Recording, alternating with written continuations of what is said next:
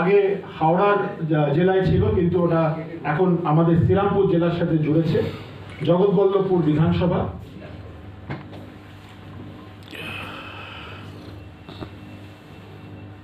রাস্তাঘাটের বেহাল অবস্থা। মুন্সিরহাট ইচ্ছাগড়ি বেহাল অবস্থা রাস্তাঘাটে।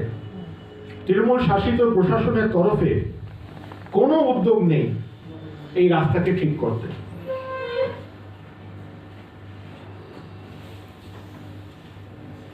জগৎবল্লভপুরে যেই মিড ডে মিলের বিষয়গুলো আছে, সেখানে স্কুলে কিছু ঘটনা ঘটেছে। শিশু বাচ্চাদেরও প্রতি কোনো দয়া মায়া নেই এই সরকারের। তৃণমূল বিধায়ক সীতানাথ ঘোষের দীর্ঘদিনের নিষ্ক্রিয়তার জন্য বরগাছিয়া সরস্বতী খালের উপর ওভারব্রিজ 2021 সাল থেকে আজও অসম্পূর্ণ। বিধায়ক ওখানে নিষ্ক্রিয়, কোনো ওভারব্রিজে কাজ হয়নি। 2021 সাল থেকে এই আন্দোলন চলছে, কিন্তু কোনো কাজ হয়নি। তৃণমূল গ্রাম পঞ্চায়েতের প্রধান পূজা হাজরার বিরুদ্ধে উঠেছে বরগাছিয়া এক এলাকায় বাড়ি তৈরিতে সরকারি সাহায্যের জন্য উপভোক্তার কাছ থেকে 30% কাটমানি নেওয়া অ্যালিগেশন উঠেছে। তৃণমূলের গ্রাম পঞ্চায়েতের প্রধান পূজা হাজরা, তার বিরুদ্ধে অ্যালিগেশন উঠেছে যে 30% কাটমানি ওখানে দেওয়া হচ্ছে। জগৎবল্লভপুর জুড়ে চলছে প্রবল অরাজকতা। শাসক দলের প্রশ্রয় এলাকায় নিত্য সংঘর্ষ, বোমাবাজি। পশ্চিম বাংলায় বুমিং হচ্ছে বোমা কারখানা। ব্যারাকপুর, ভাটপাড়া, আপনারা এগুলো বারংবার শোনে। ওদিকে দত্তপুকুর। আজকে জগৎবল্লভপুরের সামনে আপনাদের তথ্য রাখছি, বোমা ওখানে তৈরি হচ্ছে, বোমা ফাটছে। তৃণমূল কংগ্রেস চায় যে দুষ্কৃতীরা এইভাবে বোমা বানিয়ে গুলি দিয়ে এখানে ক্ষমতায় থাকবে। প্রত্যেক বিধানসভায় এই ইললিগাল সিন্ডিকেট তৃণমূলের দ্বারা ওখানে ব্লুম করছে।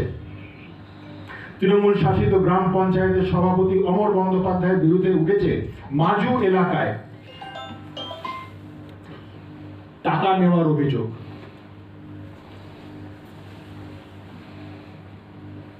উত্তর মন্তসপুর খানপাড়া এলাকায় একটি মাত্র পানীয় জলের টিউবওয়েল দীর্ঘদিন। আপনি ভেবে দেখুন, একটি এলাকায়, বড় এলাকায় একটি টিউবওয়েল। লোকসভা ভোটের সময় যখন ওখানে প্রচারে ছিলাম, বাড়ি বাড়ি গিয়ে বলতো ওখানে জল নেই, জল নিকাশির প্রবলেম, পানীয় জলের প্রবলেম। কোনো সলিউশন হয়নি, কোনো সলিউশন হয়নি। মানুষ জল পাচ্ছে না, পরিষেবা পাচ্ছে না। ওটা পঞ্চায়েত ব্যাংক, পঞ্চায়েতের পরিষেবা পাচ্ছে না। পাতিহাল এলাকা, ওখানে একটা পাতিহাল বলে জায়গা আছে। রাতের অন্ধকারে চলছে পুকুর থেকে মাটি চুরি। বহু অভিযোগ করা হয়েছে পুলিশ স্টেশনে। আমি জানি একটি ঘটনা, পুলিশ স্টেশনে অভিযোগ করা সত্ত্বেও পুলিশ নীরব। পুকুর থেকে মাটি চুরি হচ্ছে, পুকুর ভরাটের কাজ হচ্ছে, অবৈধ ইলিগাল বাড়ি হচ্ছে, জমি দখল হচ্ছে।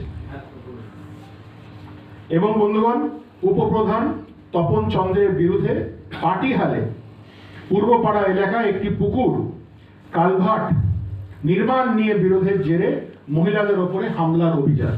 তো বন্ধুগণ, সবকিছু মিলিয়ে যেই জমি দখলের কাজ চলছে, পুকুর ভরাটের কাজ চলছে, বিধায়ক ওখানে নিষ্ক্রিয়, উন্নয়নের কোনো কাজ নেই, সিন্ডিকেট রাজ চলছে। যারা ওখানে পৌর প্রধান, যারা পঞ্চায়েত প্রধান, তাদের আন্ডারে, তাদের নেতৃত্বে এই চলছে জগৎবল্লভপুর বিধানসভায়। ভারতীয় জনতা পার্টি আন্দোলন চালিয়ে যাচ্ছে এবং আগামী দিন ওখানে জোরদার আন্দোলন চলবে। আপনাদের মাধ্যমে এই কিছু বিষয়, কিছু পয়েন্ট মানুষের কাছে যাতে পৌঁছায়, আপনাদের সামনে তুলে ধরলাম। আপনাদের এই কাগজ আমরা ইতিমধ্যে দিয়ে দেব। এই কাগজ রাজ্য বিজেপির যে পেজ আছে সেখান থেকেও পাবেন, আপনারা আমাদের পেজ থেকেও পাবেন। এটাই আমার আপনাদের সামনে বলা ছিল। আপনাদের যদি কিছু এবার প্রশ্ন থাকে আমি তার সম্মুখীন হব। খোলা মাঠ, মাসের পর মাস আবর্জনা। যারা যুবকরা আছে তারা যে ক্রীড়া ব্যবস্থায় এখানে অংশগ্রহণ করবে, কিভাবে করবে, তাদের জন্য কোনো চিন্তা নেই। রেল লাইনের ধারে পার্কিং এবং রেলিং দেওয়ার কাজ অসম্পূর্ণ। রেল লাইনের ধারে পার্কিং এবং রেলিং এর কাজ আজ অবধি, কত বছর ধরে যে মানুষকে এখানে বলা হচ্ছে, সেটা আজ অবধি অসম্পূর্ণ। রিষ্টা স্টেশনের সামনে পাথর ছোড়াছুড়ি জেরে থমকে যায় ট্রেন চলাচল। আপনারা দেখেছেন পশ্চিম বাংলা জুড়ে বন্দে ভারত, যেটা আমাদের মাননীয় প্রধানমন্ত্রীজি লঞ্চ করেছেন, একটি এক্সক্লুসিভ ট্রেন, কিভাবে তাদের কাঁচ ভেঙে দেওয়া হচ্ছে। আমরা দেখেছি রিষ্টাতেও এই ঘটনা ঘটেছে। শ্রীরামপুর পৌরসভার সামনে নিয়মিত রাস্তা পরিষ্কার হয় না, যেখানে চেয়ারম্যান, যেখানে বোর্ড অফ কাউন্সিলর্স, যাদের দ্বারা পুরো বিধানসভা আজকে চলছে, তাদের রাস্তার সামনে পুরো আবর্জনা স্তূপ। আমরা কোন শহরে বাস করছি? এখানকার মানুষ কাদের দেখে এগোবে? এই হলো আজকে শ্রীরামপুর বিধানসভার পরিস্থিতি। শ্রীরামপুরে একাধিক জুট মিল ঢুকেছে, বন্ধ হয়ে গেছে। একাধিক কয়লা কারখানাও বন্ধ হয়ে গেছে, কলকারখানা বন্ধ হয়ে গেছে। আমি আগের দিন যখন শ্রমিকদের নিয়ে একটি প্রেস কনফারেন্স করেছিলাম আপনাদের সামনে, শ্রমিকরা কিভাবে থাকছে আপনাদের বলেছিলাম। তাদের ওখানে 2 থেকে 3 ঘন্টা জল আর আলো আসে, তাদের জীবনে কোনো ইমপ্রুভমেন্ট নেই। কলকারখানা বন্ধ হয়ে যাচ্ছে, জুট মিল বন্ধ হয়ে যাচ্ছে, শিল্প নেই। শ্রীরামপুর বিধানসভা যেহেতু শ্রমিকদের একটি বড় জায়গা, এখানে বাজেভাবে affected. Serampore girls high school ও রিষ্টা বিদ্যাপুর স্কুলে শিক্ষকই নেই, শিক্ষকই নেই। শিক্ষক থাকবে কি করে যদি হাজার হাজার চাকরি চলে যাচ্ছে? সুপ্রিম কোর্ট নির্দেশ দিচ্ছে হাজার হাজার চাকরি চলে যাচ্ছে, কোথা থেকে টিচার আসবে? তাই গতকাল তুষ্টিকরণের জন্য মমতা বন্দ্যোপাধ্যায় বেকার ভাতা অ্যানাউন্স করেছে। যারা ক্লাস 10, যারা মাধ্যমিক পাশ করেছে, তাদের কিছু টাকা দেওয়া হবে। এই সমাজ কি এই চাইছে? এই সমাজ কি চাইছে এই ভাতা নিয়ে বেঁচে থাকবে? মমতা ব্যানার্জি যেমনি বলেছিল চপ চপ কাটলেটের শিল্প, তেমনি এখানে যুবকদের এই ভাতা দিয়ে তিনি মোটিভেট করতে চাইছেন। খুব দুঃখজনক, দুর্ভাগ্যজনক যে একটা মুখ্যমন্ত্রী আজকে এই চিন্তাধারা।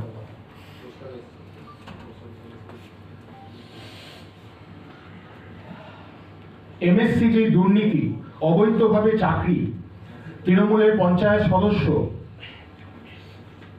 জেলা পরিষদ সদস্য টুম্পা মেটে, এরা এখানেও এইভাবে জড়িয়ে আছে। পুকুরের মাছ চাষ নিয়ে এখানে ব্যবসায়ীদের একটা সিন্ডিকেট চলছে। আমরা জানি শ্রীরামপুর বিধানসভায় রাজ্যধরপুরের দিকে, বাঙিহাটির দিকে গ্রামীণ চত্বর যেটা, ওখানে এমনি ভরা জমিটের একটা সিন্ডিকেট চলছে, ওখানে এমনি মাছ চাষের একটা সিন্ডিকেট চলছে। তৃণমূল কর্মী শেখ রবি আলের হাতে আক্রান্ত ট্রাফিক কনস্টেবল, সেই চিত্র কিন্তু আমরা ভুলিনি, পুলিশকে কিভাবে মারা হয়েছিল। তো বন্ধুগণ, যেখানে পুলিশ যারা আইন শৃঙ্খলা তুলে ধরবে, তারাই আক্রান্ত শাসক দলের নেতার হাতে। মানুষ কিভাবে সুরক্ষিত থাকবে? যেই পুলিশ আমাদের রক্ষা করবে তাদেরই মারধর করছে তৃণমূলের নেতা। মানুষ কিভাবে সুরক্ষিত থাকবে? প্রথমেই বলেছিলাম, আবার এই পয়েন্টটা আমি শেষ করছি। তৃণমূল বিধায়ক সুদত্ত রায়ের নার্সিং হোমে স্বাস্থ্যসাথীর পরিষেবা নেই। মোটা টাকা খরচ করে ওখানে চিকিৎসকের আন্তরিক শুভেচ্ছা এবং স্বাগত জানাই। আমাদের সাথে আজ উপস্থিত আছেন যশবন্ত সিং মহাশয়, উনি শ্রীরামপুর সাংগঠনিক জেলার মিডিয়া ইনচার্জ। আজকে এই প্রোগ্রামের এই চার্জশিটের বিষয়টা যিনি পুরোপুরি দেখছেন, অরিজিৎ ঘোষ। আজকে রাজ্য জুড়ে ভারতীয় জনতা পার্টি পশ্চিমবঙ্গের পক্ষ থেকে আমরা প্রত্যেক বিধানসভায় চার্জশিট, তৃণমূল কংগ্রেসের এগেনস্টে চার্জশিট, মানে তাদের ফেলিয়ার, তারা কিভাবে মানুষকে টুপি পরিয়ে পরিষেবা না দিয়ে কিভাবে সমাজকে অন্ধ রেখে তারা এগিয়ে যাচ্ছে সেই কিছু তথ্য এই জেলার দুটো বিধানসভায়, শ্রীরামপুর বিধানসভা এবং জগৎবল্লভপুর বিধানসভা, আপনাদের সামনে আমরা রাখব। প্রেস কনফারেন্সের পর যে দুটো কাগজ আছে আমাদের, সেটা আমরা সকলকে হ্যান্ডওভার করে দেব। প্রথমে শ্রীরামপুর বিধানসভা। আপনারা জানেন যে শ্মশানকালী মা আছে, শ্মশানকালীর পাশেই লাখোটিয়া বিল্ডিং আছে। কিছুদিন আগে লোকসভা ভোটের সময় সেখানে ভাঙন ধরে, পাড়ে, গঙ্গার পাড়ে ভাঙন ধরে এবং ধস নামে। অ্যালকভ, মাহেশ অ্যালকভের পাশেই ইট খোলা, ওখানে যেভাবে মাটি কাটা হচ্ছে ওখানেও ধস নামছে। শ্রীরামপুর জুড়ে নদীর পাড়ে যেই ক্ষতিগ্রস্ত হচ্ছে এই ধস নেমে নেমে, এর দায় কি? আগামী দিন যদি ওখানে বিল্ডিং পড়ে যায়, এর দায় কিন্তু এই তৃণমূল সরকার। কারণ তারা এই যে ইল্লিগাল মাইনিং হচ্ছে, স্যান্ডের বালির কাজ হচ্ছে, মাটির কাজ হচ্ছে, এটা ইল্লিগাল ভাবে এটা পুরো সাপোর্ট করছে তৃণমূল কংগ্রেসের সিন্ডিকেট মাফিয়া। রিষ্টা থেকে দিল্লি রোড রাস্তা দীর্ঘদিন বেহাল অবস্থায়, মানুষ ওখানে যাতায়াত করতে পারছে না, কিন্তু পৌরসভার চোখ বন্ধ, এমএলএর চোখ বন্ধ, এমপির চোখ বন্ধ। বরঞ্চ আমরা দেখেছি যে, আমি পরেও বলছি, সুদীপ্ত রায় যিনি এখানকার বিধায়ক, ওনার হাসপাতালে স্বাস্থ্যসাথী কার্ডও ইউজ হয় না। আয়ুষ্মান ভারত তো ছেড়েই দিন, এই চলছে শ্রীরামপুরে। আবর্জনা স্তূপ, আপনারা যারা যারা শ্রীরামপুর বিধানসভায় থাকেন, আপনারা হয়তো খেয়াল করেছেন আপনাদের রাস্তার কোণে, আপনাদের ওয়ার্ডে যেই নোংরা, যেই আবর্জনা স্তূপ, সেটা হয়তো দিনের পর দিন পরিষ্কার হচ্ছে না। ডেঙ্গুর সমস্যা কমছে না, ম্যালেরিয়া সমস্যা কমছে না, পরিষেবাগুলো যেটা পৌরসভা দেওয়া উচিত সেগুলো আপনারা পাচ্ছেন না। নিকাশি ব্যবস্থা, কিছুদিন আগে ভয়াবহ বৃষ্টিতে কলকাতা শহর ভেসে গেছিল, তার সাথে শ্রীরামপুরও কিছু কম এতে পড়েনি, প্রবলেমে পড়েনি। পুরো ভেসে যায়, নালা বন্ধ। যেখানে আবর্জনা থাকবে, যেখানে এমনি নোংরা থাকবে, সেখানে তো রাস্তা, নালা বন্ধ হবেই। পৌরসভা কোনো এগুলোতে কোনো কাজ করছে না। জল নিকাশি বলুন, এটাতেও কোনো ইমপ্রুভমেন্ট নেই। ভোটের আগে আপনাদের যেগুলো বলা হয় সেগুলো আগামী 5 বছর পৌরসভা বলুন, বিধায়ক বলুন, চুপ করে যায়। আজকে ঘাটে ঘাটে, আপনারা আমাদের পবিত্র গঙ্গা, ঘাটে ঘাটে মানুষ নামতে পারে না, ঘাটগুলো বাঁধানো নেই, ঘাটে আবর্জনা স্তূপ। রিষ্টা থানার পেছনেই বেআইনি পুরো আবর্জনার পাহাড়। রিষ্টা থানার কি চোখে কালো কাপড় বাঁধা? যদি পুলিশ প্রশাসনের ঠিক পাশে এইভাবে ইল্লিগাল অ্যাক্টিভিটি হচ্ছে, তাহলে আপনারা ভেবে দেখুন সমাজে কিভাবে আইন শৃঙ্খলা এবং পৌর সেবা যেগুলো, সেগুলো মানুষ, সাধারণ মানুষ পাবে। আজকে তারা প্রত্যেকটা বিধানসভায়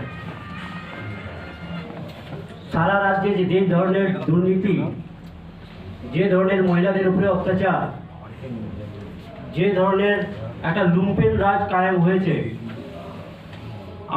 আমরা যেহেতু বাংলার প্রধান বিরোধী দল, আমরা চুপচাপ বসে থাকতে পারি না। আমরা প্রত্যেকটা জায়গায়, প্রত্যেকটা বিধানসভায় আমরা আজকে প্রেস কনফারেন্স করছি, জিনিসটাকে যাতে তুলে ধরা যেতে পারে। সাধারণ মানুষ, নিচু তলার শ্রেণীর মানুষ, প্রত্যেকটা মানুষের কাছে যে পরিস্থিতি ভালো হোক, রাজ্যের ল অ্যান্ড অর্ডার পরিস্থিতি খুবই ভালো, একটু ভালো হোক, যাতে ইন্ডাস্ট্রি আসতে পারবে। ল অ্যান্ড অর্ডার ইন্ডাস্ট্রি সরকার করার কাজ, সরকার ইন্ডাস্ট্রি করে না, তারা পরিস্থিতি তৈরি করে। যদি ল অ্যান্ড অর্ডার সিচুয়েশন ঠিক যদি না থাকে, তাহলে কিছু করা অসম্ভব ব্যাপার। বেকারি বাড়তেই থাকবে, শিল্প আসবে না। এইসব নিয়ে আমাদের আজকে চার্জশিট পেশ করবেন সুপ্রিম কোর্টের বরিষ্ঠ ব্যারিস্টার এবং গত লোকসভা কেন্দ্রের, শ্রীরামপুর লোকসভা কেন্দ্রের প্রার্থী আমাদের ব্যারিস্টার কবির শঙ্কর বোস মহাশয়। আজকে আমরা এখানে শ্রীরামপুর বিধান, এই হলো শ্রীরামপুরের পরিস্থিতি। এই ছাড়াও অনেক পরিস্থিতি আছে। আমি আরেকটা বিষয় আপনাদের সামনে জুড়ে দিচ্ছি। শ্রীরামপুর পৌরসভার অন্তর্গত 30টা বিল্ডারের বিরুদ্ধে আমরা একটা মামলা করেছি। আমি নিজে করেছি একটা মামলা মহামান্য কলকাতা হাইকোর্টে। বেআইনি বিল্ডিং প্ল্যান স্যাংশন হচ্ছে। পৌরসভা যেভাবে বিল্ডিং প্ল্যান স্যাংশন করছে সেগুলো বেআইনি। মহামান্য কলকাতা হাইকোর্টে সেই শুনানি চলছে এবং আগামী দিন তার কি রেজাল্ট হয় সেটা আমরা দেখব। শ্রীরামপুর জুড়ে অরাজকতা, নোংরামি, দুর্নীতি এগুলো চলছে সরকারের পক্ষ থেকে, এবং যে পরিষেবা পৌর সেবাগুলো যেগুলো আপনাদের পাওয়া উচিত, মানুষকে পাওয়া উচিত, সেগুলো মানুষ পাচ্ছে না। আগামী দিন মানুষ যাতে বিচার করে যে তারা কাদের এখানে ক্ষমতা দিচ্ছে, কারণ তারা যেগুলো প্রাপ্ত সেগুলো তারা পাচ্ছে না। তো বন্ধুগণ, এটা ছিল আমাদের শ্রীরামপুর বিধানসভার চার্জশিট। ভারতীয় জনতা পার্টির পক্ষ থেকে কিছু বিষয় আমরা আপনাদের সামনে তুলে ধরলাম। কিন্তু বেঞ্চের একটি উত্তর এসেছিলেন যে ম্যাডাম মমতা, আপনি এত সিনিয়র উকিল এনগেজ করেছেন, যারা লক্ষ লক্ষ টাকা ফিস নিচ্ছে তাদের বলতে দিন। উনি গেছেন, ছবি হয়েছে, ভিডিও হয়েছে, হ্যাঁ ওনার নামও অর্ডারে কোথাও নেই, কিন্তু সুপ্রিম কোর্ট বলেছে যে ওনার আইনজীবীরা আছে, আইনজীবীদের বলতে দিন। এই যে উনি ওখানে গিয়ে দিল্লি পুলিশ এই করছে ওই করছে, এগুলো হচ্ছে সব অপটিক্স। ইলেকশনের আগে একটা অপটিক্সের খেলা, উনি এই খেলাটা আবার খেলেছেন। তো এর থেকে বেশি এতে আর কিছু নেই। আশা কর্মীরা তো দেখুন, পশ্চিমবঙ্গ সরকার এই কিছু ন্যায্য ডিমান্ডকে নিখোঁজ করে দিচ্ছে, বলছে না দেব না। তারা হয়তো আশা কর্মীদের কাছে এটা চাইছে, সেটা পাচ্ছে না, সমর্থন পাচ্ছে না, পরিষেবা পাচ্ছে না। টাকাটা কোথায় ইউজ হচ্ছে? এইসব বেকার কাজের জন্য ইউজ হচ্ছে। তাই জন্য যেটা ডিমান্ড করেছে আশা কর্মীরা সেটা একদম সঠিক। আশা কর্মীরা এই নিয়ে আন্দোলন চালাচ্ছে, আন্দোলন চলা উচিত। বিজেপি থেকে ভেতরে যে রোহিঙ্গা ব্যাপার নিয়ে বা বিভিন্ন যে অবস্থা বাংলায় জুড়ে সন্ত্রাস চালিয়েছে, ইওরা রাজ্য সরকারের এজেন্ট হয়ে কাজ করছে। আপনি ভাবুন, একটা সুপ্রিম কোর্টের রায় এসছে, নোটিশ দিতে হবে, 7 বছরের নিচে কিছু হলে নোটিশ দিতে হবে, রায় এসছে কিছুদিন আগে। ইআরওরা ফর্ম 7 এর বিষয়ে পুলিশে এফআইআর করছে। পুলিশ কি করছে? সেকশন 121 আইপিসি, যেটা সেডিশনের মামলা, মানে ভারতের প্রতি যুদ্ধ ডিক্লেয়ার করা, সেই মামলা জুড়ে অ্যারেস্ট করে ভেতরে ঢুকিয়ে দিচ্ছে। আমি আবার বলছি, মাননীয় রাজ্য সভাপতি বলেছেন, আমি রাজ্য সভাপতি শ্রমিক ভট্টাচার্য মহাশয়ের কথাটা আপনাদের সামনে রিপিট করছি। চিফ ইলেকশন কমিশনার জ্ঞানেশ কুমারকে এসে দেখা উচিত পশ্চিমবাংলায় কি চলছে।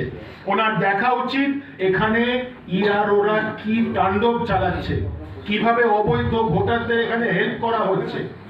মাননীয় রাজ্য সভাপতি এই ডাকটা দিয়েছে, এই ডাকটা আমরাও দিচ্ছি।